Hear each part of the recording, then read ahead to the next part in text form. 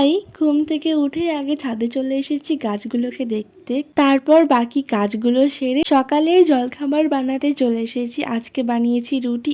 ইস, ফেটে গেল তো। এ বাবা, রুটি করতে করতে আমার চা যে একদম ঠান্ডা হয়ে গেছে, একদম বাজে লাগছে। যাক, এরপর করব দুপুরের রান্না। আর আজকেও কিন্তু বেশ গরম। রান্না করতে করতে শুনলাম ঘন্টার আওয়াজ, ব্যাস আমাকে আর কে আটকাই, নিয়ে চলে আসলাম। উফ, কি শান্তি। তারপরে স্নান করে দুপুরের খাওয়া দাওয়া করে ছাদে গিয়ে দেখি কি অবস্থা, এক থালা কাঁচা আমলকি শুকিয়ে অর্ধেক হয়ে গেছে। এবার এগুলোকে একটা কাচের জারে রেখে দিয়েছি। এদিকে দেখি বৃষ্টি আরম্ভ হয়েছে। হনুমানের ভয়ে কিছু গাছ ঘরে লুকিয়ে রেখেছিলাম, সেগুলোকে বৃষ্টির জলে এখন বাইরে বের করে দিয়েছি। এই যে পাশের এই যে গাছটা যেটা এখন আমি রাখলাম, এটার নাম কি কেউ বলতে পারবে? তোমরা জেনে থাকলে আমাকে কমেন্টে জানাবে। চলো আমিই বলে দিই, এটা হচ্ছে আঞ্জিরের গাছ।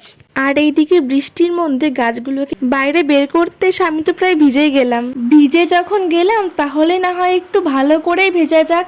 আচ্ছা, তোমাদেরও কি আমার মতো বৃষ্টিতে ভিজতে ভালো লাগে? থাক, অনেক ভিজে নিয়েছি, চলো কালকের মতো আজকেও দুটো দোপাটি ফুলের গাছ চুরি করে নিয়ে আসি। এই তোমরা কিন্তু একদম ভেবো না যে এগুলো আমি সত্যি সত্যি চুরি করে নিয়ে আসি। আসলে এগুলো বলেই নিয়ে এসেছি, শুধুমাত্র তোমাদের সঙ্গে একটু মজা করছিলাম। এবারে গাছগুলোকে লাগিয়ে দিলাম। ব্যাস, ভিডিওটা এই পর্যন্তই। তোমরা সবাই অনেক ভালো থেকো। সবাইকে বাই, দেখা হবে নেক্সট ভিডিওতে।